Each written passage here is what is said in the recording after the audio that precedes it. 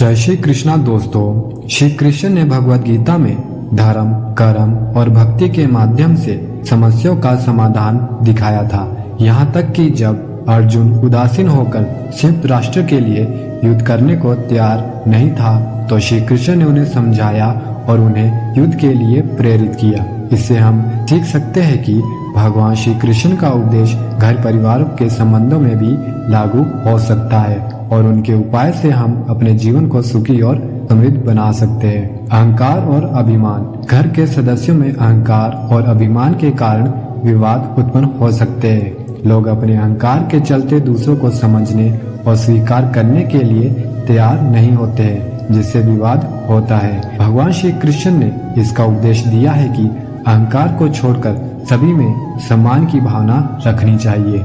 नियंत्रणहीनता। कई बार लोग अपनी भावनाओं और विचारों को नियंत्रित नहीं कर पाते, जिससे उनके बड़े और छोटे मामलों में विवाद हो सकता है। श्री कृष्ण ने अपने उपदेशों में बताया है कि मन को नियंत्रित करके शांति और समझ से संतुष्टि मिलती है। संबंधों में कमी। कई बार संबंधों में अच्छे संबंध बनाने की कोशिश की जाती है, लेकिन विभिन्न कारणों से वे टूट जाते हैं। इससे दोनों पक्षों के बीच अनबन हो सकती है। भगवान श्री कृष्ण ने प्रेम और सम्मान से संबंध बनाने की महत्वपूर्णता बताई थी। धन संबंधी मुद्दे।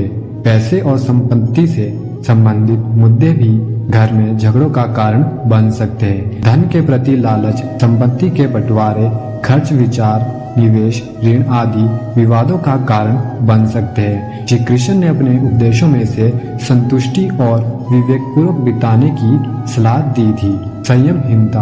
अधिक अनावश्यक चीजों में आसक्ति रखने और संयमहीनता की कमी से भी झगड़े हो सकते हैं। व्यक्ति अपने वांछावंश में चलकर दूसरों के संबंधों को खतरे में डालता है। श्री कृष्ण ने संयम का महत्व बताया और संयमित जीवन के गुणों को उधार किया।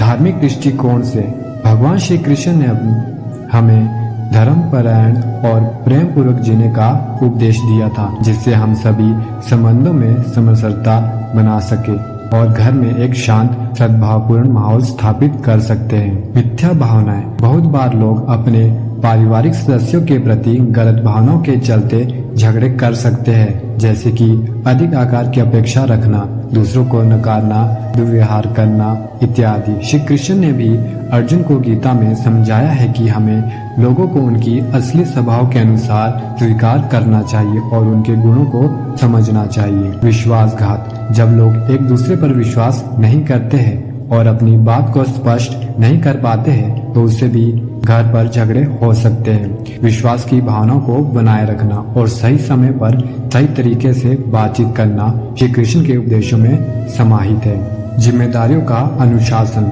घर में जिम्मेदारियों के बारे में विभिन्न धार्मिक, सामाजिक और आर्थिक मामले पर भी झगड़े हो सकते हैं। जब किसी सदस्य को जिम्मेदारियों का आदेश या अनुशासन नहीं मिलता है तो भी झगड़ा हो सकता है। श्री कृष्ण ने भी अर्जुन को भगवत धर्म का पालन करने के लिए प्रेरित किया और जिम्मेदारियों के निपटारे के लिए समर्थ बनाया।